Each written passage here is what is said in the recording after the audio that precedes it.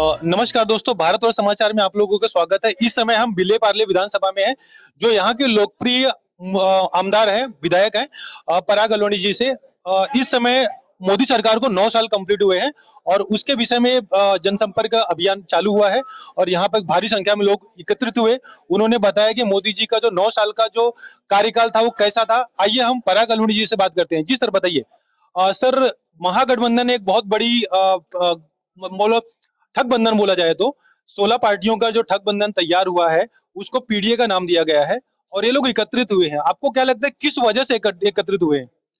तो पहली बात तो ये महागठबंधन है नहीं। देश में 60 से ज्यादा रिकॉग्नाइज्ड पॉलिटिकल पार्टीज है, उसमें से 16 इकट्ठा है। अच्छा, 16 के हर जगह रिलेवेंस तो है नहीं। तो अल्टीमेटली वही जो लोग हैं वो देश में एक साथ टेबल पर बैठे हुए हैं। महाराष्ट्र में 16 लोग हमारे खिलाफ नहीं लड़ेंगे, गुजरात में 16 लोग हमारे खिलाफ नहीं लड़ेंगे, तो फिर ये कौन सा महागठबंधन? सर, ये सारी पॉलिटिकल पार्टियां क्या सीबीआई और ईडी के डर से एकत्रित हुई हैं कि आगे जांच होगी और जेल में जाना पड़ेगा? देखिए, ये सारी पॉलिटिकल पार्टीज अगर आप देखो तो मैक्सिमम ये परिवारवादी पार्टियां हैं। उनको लगता है कि सत्ता केवल हमारे घर में ही रहनी चाहिए और इस आइडियोलॉजी की ही ये सारी पॉलिटिकल पार्टीज है। 2014 के बाद जो परिवर्तन इस देश ने देखा, वो सही मायने में एक सामान्य घर का व्यक्ति भी प्रधानमंत्री हो सकता है। ये जब देश का सर्वसामान्य व्यक्ति दिखता है तो वो भी उसकी भी एस्पिरेशंस बढ़ती है।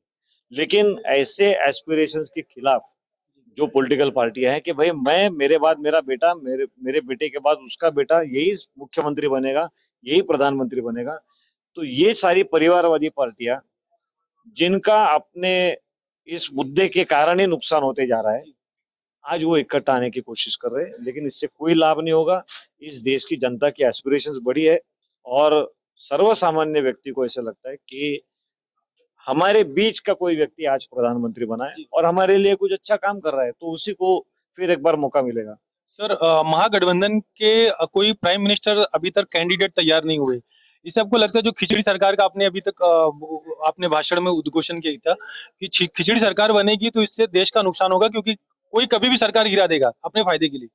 देखिए, कई बार जो इस देश में परिवर्तन हुए, खास करके कांग्रेस को हरा करके जब भी नॉन कांग्रेस की गवर्नमेंट बनी, तो 1977 में जनता पार्टी हो, 1989 में वीपी सिंह हो, उसके बाद वो देवी गौड़ा की सरकार हो, तो ये सारी 30-30, 35-35 पॉलिटिकल पार्टियां इकट्ठा आकर के सरकार तो बना लेती थी, लेकिन चला नहीं पाती थी। एक तो टिकती नहीं थी, टिकी तो फिर भी गवर्नेंस नहीं होता था, ये हमने देखा है। और इसलिए 2014 में 25-30 साल के बाद एक व्यक्ति के ऊपर विश्वास रख के, एक पॉलिटिकल पार्टी के ऊपर विश्वास रख के सरकार आई और वो सरकार अच्छा परफॉर्म कर रही है। तो आज जनता के सामने दो मॉडल है कि एक खिचड़ी सरकार, जो ये इनके इन प्रकरण हमको सत्ता में आना है, यही एजेंडा जिनका है, और दूसरा कि एक पॉलिटिकल पार्टी एक आइडियोलॉजी लेके, एक गवर्नेंस की आइडिया लेकर के काम करने वाली भारतीय जनता पार्टी या उनके नेता नरेंद्र मोदी। तो जनता के सामने बहुत स्पष्ट रूप से इसका कंपैरिजन निश्चित रूप में होगा और फिर एक बार भारतीय जनता पार्टी जीत। सर, महाराष्ट्र का एक सर्वे आया हुआ है कि अगर अभी चुनाव हुए और एकनाथ शिंदे और देवेंद्र फडणवीस के नेतृत्व में चुनाव हुए, तो भारतीय जनता पार्टी को 130 के ऊपर सीट मिलेगी। उसके बारे में आप क्या कहते हैं? अगर ऐसा कोई सर्वे है तो अच्छी बात है, लेकिन मुझे इस सर्वे के बारे में जानकारी नहीं है, इसके लिए मैं इस सर्वे के ऊपर कोई टिप्पणी नहीं करूंगा।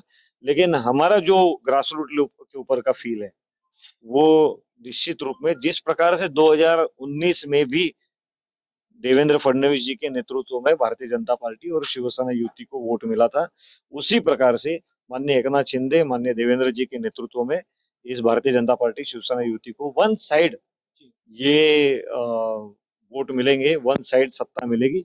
ये एज अ कार्यकर्ता मुझे ग्रास रूट लेवल के ऊपर जो दिखाई देता है, वो उसके आधार पर मैं बोल सकता सर, 2024 में महाराष्ट्र में विधानसभा में अगर सरकार आई, महाराष्ट्र सरकार बनती है, बीजेपी सरकार में आई, तो आपको अगर मंत्री बनने का ऑफर मिला तो? हूँ। मुझे लगता है कि भारतीय जनता पार्टी शिवसेना युति की सरकार पुनः एक बार बने, ये एकमात्र एजेंडा हम सभी सर, कार्यकर्ता। 2 बार से आप जीते हुए मंत्री बनने की कुछ इच्छा? सब 4 साल 4 टर्म भी जीतने वाले लोग हैं, वो भी अभी तक मंत्री नहीं बने हैं। तो मंत्री बनने के लिए कोई आमदार बनता ही नहीं है। अपने पार्टी की सरकार लाने के लिए आमदार बनते हैं। जी, कि जैसे कि हम विधायक पराग अलोड़ी जी से बात कर रहे थे, जो कि एक कार्यकर्ता के रूप में पार्टी के लिए काम करते हैं। मंत्री-वंत्री बनने की कोई इच्छा उनके अंदर नहीं है। धन्यवाद। मिथिलेश मिश्रा, भारतवर्ष समाचार से।